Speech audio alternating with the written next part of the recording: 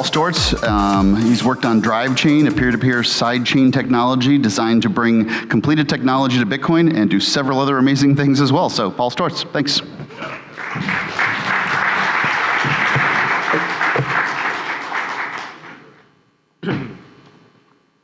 This talk actually is not about Drive Chain, although I'm sure it'll come up in the panel at noon.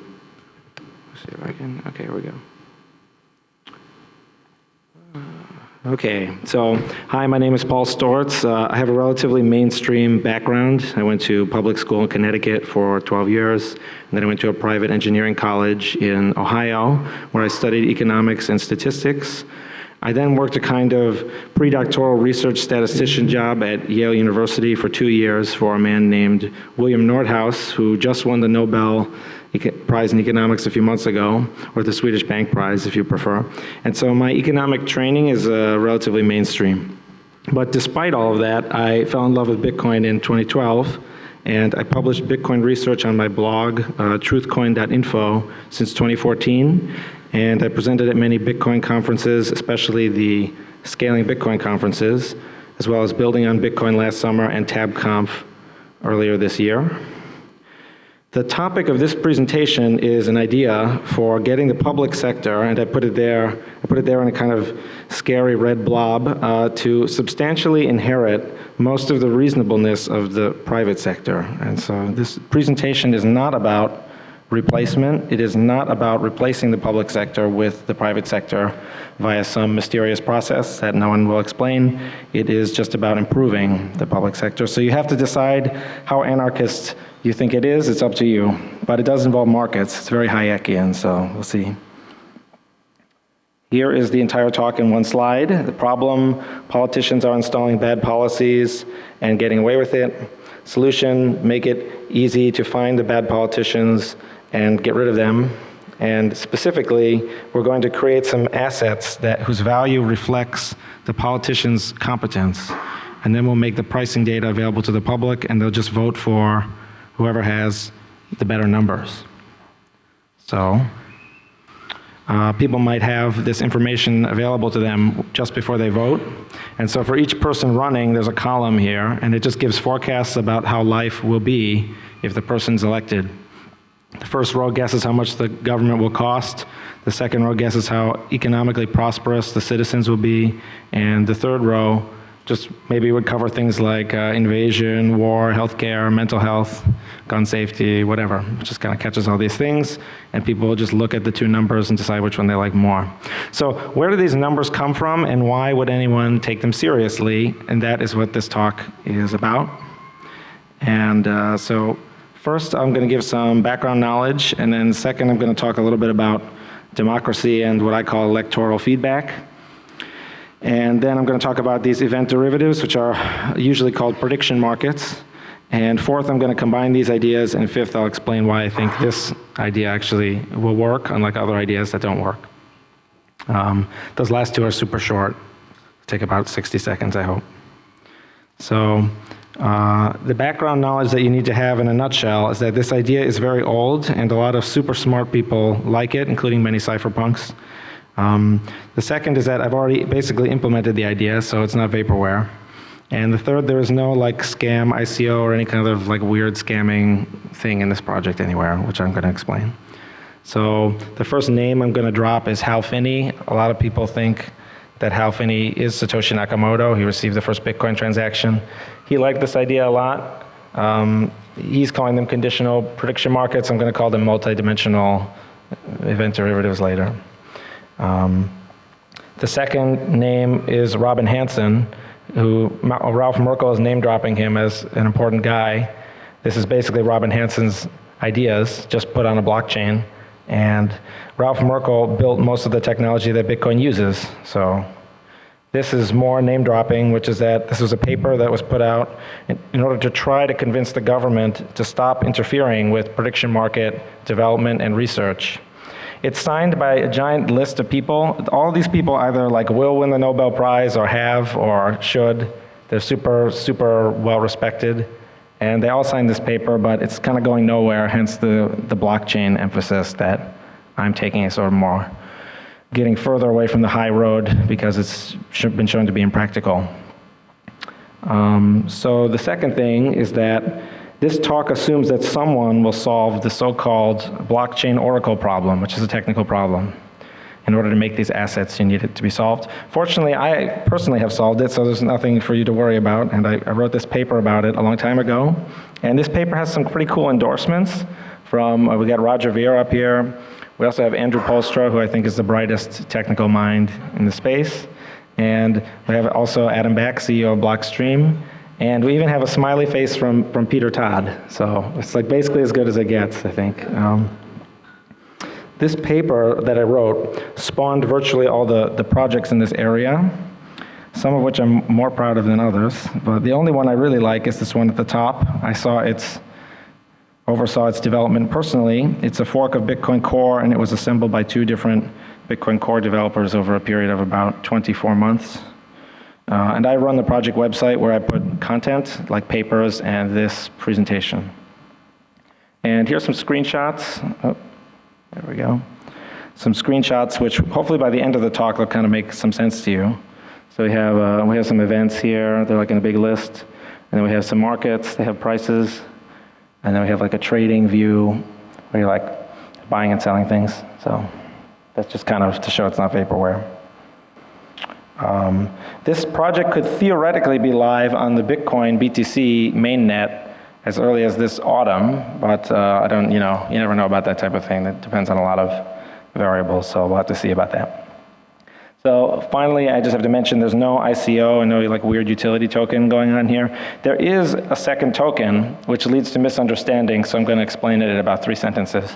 The second token is more analogous to mining. So in Bitcoin, the people who transact, they don't need to mine. And in this project, the users, people who trade in these markets and create them, they don't need to know anything about the second token, nor do they need to own any of the second token. So you only own that token if you want to go into that line of work, the same way you'd only buy an ASIC if you wanted to go into that line of work.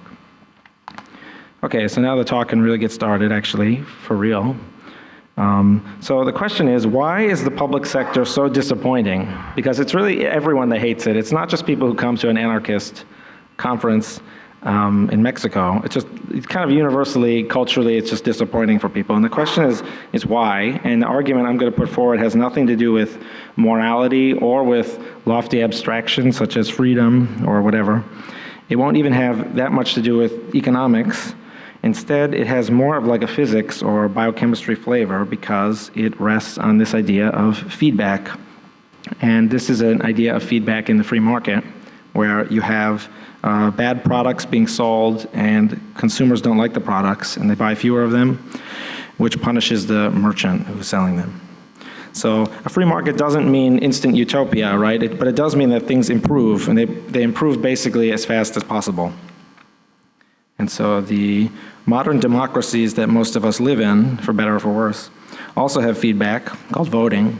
And it kind of goes a little like this, where if the government is too unsatisfying in some way, it can be dismissed with a majority vote. And it's a little more complicated than that. There's like some other weird stuff that's not really important. But basically, this is this gear that controls the machine very slowly. Now, the free market feedback differs from electoral feedback. We know they're different because one works pretty well and the other one is always disappointing. So what are the differences? Frequency is one difference. The market feedback fires every time a merchant loses a sale. So that's many millions of times per day. The electoral feedback fires once every 4 or 2 or 6 years or something like that, or whatever the election is.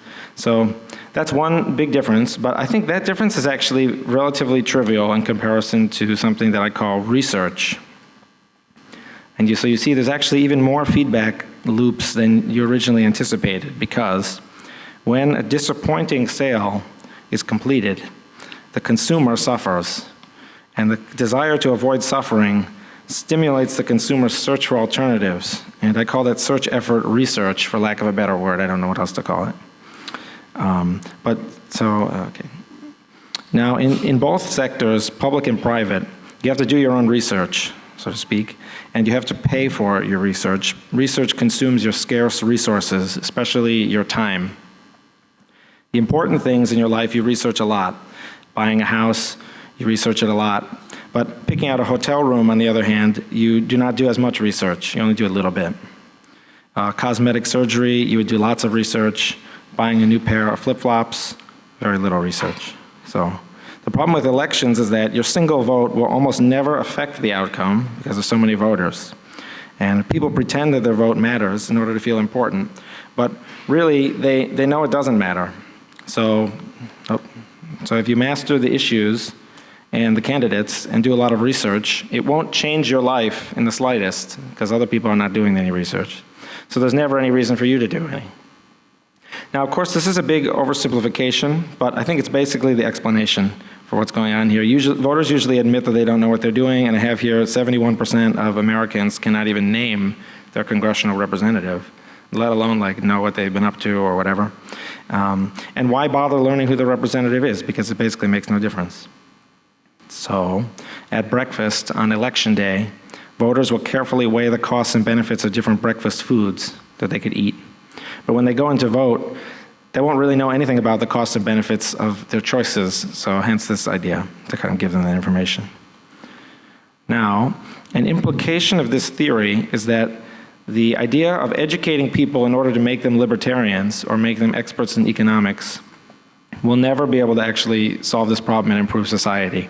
It's very noble and worth doing in the same way that chemistry and music are worth doing, and like bird watching is like a real skill, and mastering the skill of bird watching can be fun. But ultimately, if persuasion were effective, then the elections themselves wouldn't be so problematic.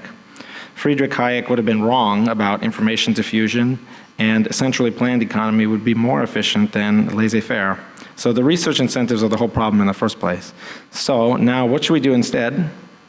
As I said, the plan is to have people show up on election day, open their cell phones, and check some prices. And it should be as easy as checking like an NFL score or the S&P 500 or something like that. Then they just vote for the candidate with better prices, and this is just supposed to be a huge improvement over what we do right now. So prices of what, though? What's going on here? This is an example of an event derivative, which is usually called a prediction market. It's defined as an asset that pays you money if something happens. If the thing happens, you get paid. If it doesn't happen, you do not get paid. This is an example from a website called Intrade. The asset was created in 2011, and it would have been worth $1 if the year 2012 had been the warmest year on record, as reported by these NASA satellites that measure surface temperature and put it on a website where anyone can find it. Otherwise, the asset is worth $0. And so the asset traded at 40 cents in January 2011, but by mid-2012, it was worth just 10 cents. And in December of 2012, it was worth basically nothing. So event derivatives are similar to bets or wagers. The difference is that with event derivatives, the prices are constantly changing. And this variation in prices produces socially useful information. So in a bet, the odds are fixed. And the odds are usually just fixed at 50-50. I bet you $20 if this happens.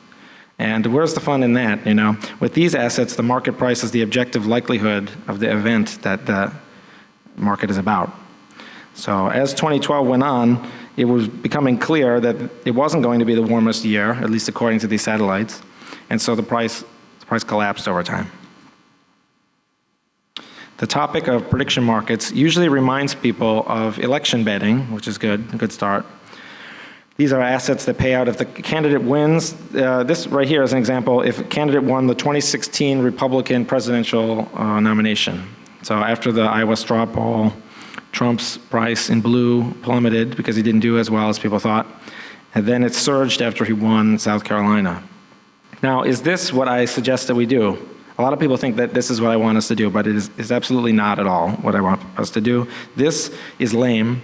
It is certainly entertaining, and it makes election years much more fun, especially for me because I like this type of thing. But these type of markets only tell us who is probably going to win. Instead, we want to change who wins, and we want to sabotage the incompetent candidates so that they cannot win. And how do we do that? This is what Hal Finney was excited about. Although, yeah, they could never really do it the right way, but they were excited about it back in whenever that was, 2006 or something. Okay, so, oh yeah, sorry, I'm gonna try to explain this idea of multivariate betting in 9 slides. And hopefully after this, the whole presentation will make sense. And the first two are super easy, and 4 of them are really just one slide broken into 4 pieces. So here we go. Okay, here on the left, I have a series of coin flip events. In this table, we're describing the behavior of the 303rd coin flip. We don't know what will happen on that flip, but we can nonetheless fill in the probabilities in this table. Heads and tails are equally likely, so it's 50-50. This is just a basic statement of probability. And this next one is also easy. It's just a dice. It's the same as the previous slide, but with a dice. Since each face of the dice is equally likely to come up, they'll have 1/6. Now here's where you need to turn on your brain, unfortunately. Sorry about that. But this is where it starts to get complicated, which is that this slide is just the previous 2 slides kind of added together. And we have the coin flip in green along the left vertical edge of the table, and we have the dice roll across the top horizontal edge. And I've circled some probabilities in red. The probability that a 2 will be rolled is still 1/6, it's at the bottom. The probability that a tail will be flipped is still 1/2. Those are called marginal probabilities because they're written in the margin, so to speak. The probability that both a 2 will be rolled and that a tail will be flipped simultaneously, that's shown here as 1/12. And, okay, so with that out of the way, we can talk about relationships between events. And I'm going to draw a contrast between these 2 tables here. Both are about unknown future coin flips. The top table considers coin flip 304 in blue across the top. And it considers flip number 305 in red across the left side. Each cell occurs with probability 0.25, which is what I have indicated here. Now the second table does something extremely unrealistic that is only for teaching purposes. It plots coin flip 304 against itself. Now in the real world, this would never happen. No one would do this because it's just the same thing twice. But the point here is that if it did happen, we could write certain numbers in this table, and the numbers we would write would have zeros for things that are impossible. So we zero out everything that's impossible, and we see there's a kind of clumping here. And I'm going to explain that again with this dice, which is also the same idea here, which is that if it's the same dice roll against itself, you have this kind of clumping up in a line. If they're perfectly related, they clump up in a line. If they're just a little related, then they only clump up a little bit. And if they are not related at all, they don't clump. So that's really the synthesis here, is that instead of doing things that we know are related, we check and see if other things are related. So here I have we just make 4, okay, since clumping equals relatedness, all we do is measure these 2 things at once, and we look for the clumping. And if there's clumping, that means the events are related. So we make 4 different event derivative markets, 1 for each of the grids here, and we get a market price for each, and then we just look for this clumping. And that's basically the synthesis here, which is the short part, which is that with some arithmetic, you can just add 2 numbers and divide them, and you can get out of this something that's very, very easy for the layperson to understand. They'll never have to see anything complex. They just see a bunch of numbers that go up when the candidate is better and go down when the candidate is much worse. And that is how you get these numbers to show up that I mentioned at the beginning of the talk. And so now I have 2 minutes left, I think, and I'm going to talk about this last part, which is why anyone will care about this. So why would lay people check their phones on election day? Well, if they're already in line, then actually this is the first Google result for like election line, and there's already people who are just on there. These people will be glued to their phones the whole time. So that's a small ask. People are basically on their phone all the time. But why would they navigate their phone to these particular prices, right, and not just ignore them the same way they ignore every other piece of information that falls under this category of research that I mentioned before? Well, basically, let's see here. In a nutshell, the voter turnout rate's super low, and it's so low that the people who don't vote could basically form their own political party that would defeat both of the other parties combined. So you really aim for these people who are just totally overwhelmed and apathetic and don't know what to do. And I think that really describes most people, especially when you consider that fact about 71% of Americans not even knowing who their congressional representative is, even though everyone hates the government. So I think that's the only way to explain all of those things. The victory margins are very narrow, so even if you don't get every single non-voter to form a party, you could still do very well. And finally, you can ramp this up by betting on other stuff that people like until they get more comfortable with this institution, and then there you go. And that's basically, oh yes, one final thing, and I think I have like 30 seconds left, so it's perfect timing, which is that this idea makes rhetoric irrelevant. So, for example, let me skip to bullet point number 3. If a politician announces that they want everyone to die and that they plan to kill everyone, that's fine, but if the traitors don't actually believe that they will follow through, or they will or can follow through with this, then the number won't actually budge an inch, because you're speculating on stuff that will happen. The derivatives only pay if it actually happens. So everything the politicians say can just be safely ignored. And lay people already know that politicians are liars, so I think they will actually warm up to this idea pretty quickly. Okay, that's the talk. Thank you.